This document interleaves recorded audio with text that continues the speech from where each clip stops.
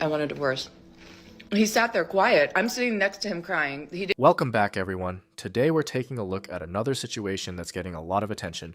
Let's watch what happens. Shocked is exactly what he said he was. When I decided that I was going to tell him that I wanted a divorce, I texted my therapist, our marriage counselor, and I was like, I need to tell him that I want a divorce, but I want to do it in a session so that there's like a mediator present.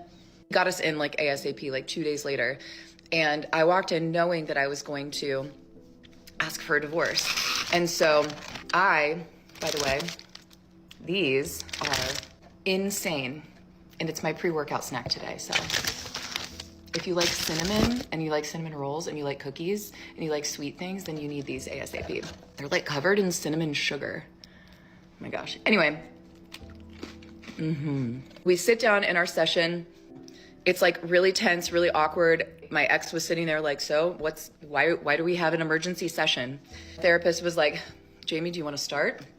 And I just started crying and I was like, I want a divorce. You know, it's hard for me to like say the words.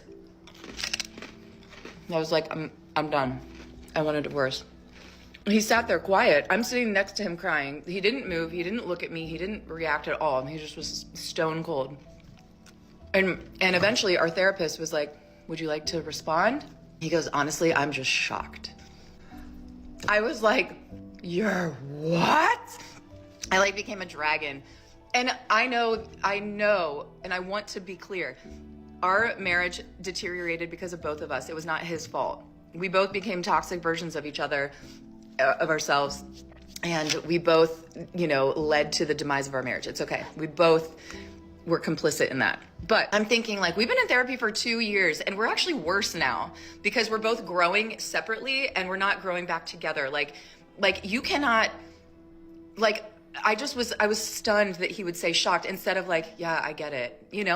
Like take the mask off for a minute and just acknowledge that this has been not fun for anybody and this has gotten worse. And I was like, this has happened, this hasn't happened, blah, blah, blah. And just said, honestly, if you are shocked, then you are not paying attention. And that just tells me everything that I need to know. So he responded right away and he's like, fine, let's just go ahead and finalize the details. And I just was like, I looked at my therapist and I was just like kind of stunned. Like I knew that I was ready to leave that day, but I couldn't believe that that was his reaction. There was no empathy, there was no compassion, there was no like wanting to fight for us, which I didn't think that there would be, but you just always hope that like one last try, We went home that night. He slept on the couch. I woke up and went to work the next day, came home. He was playing PlayStation that night. I sat next to him. We hadn't talked in 24 hours. And I said, can we talk about what happened yesterday?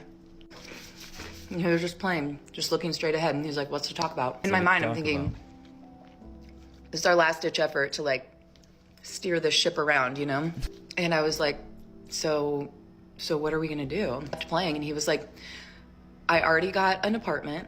I already took my name off of the lease. He had done things within that 24 hours.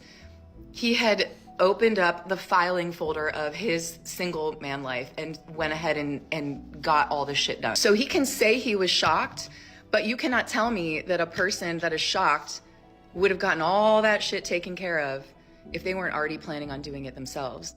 And we were not happy. Like, I don't blame him for dreaming about a different life. Like, I was also.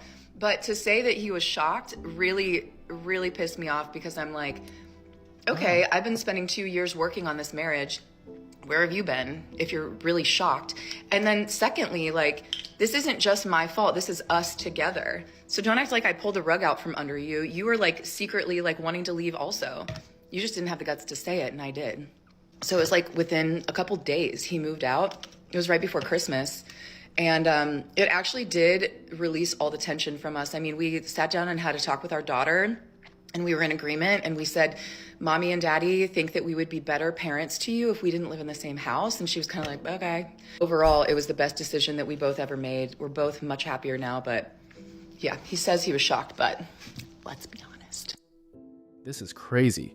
You walk into therapy already planning the divorce, start crying like you're the victim, and then get mad because the guy didn't fight for you one last time?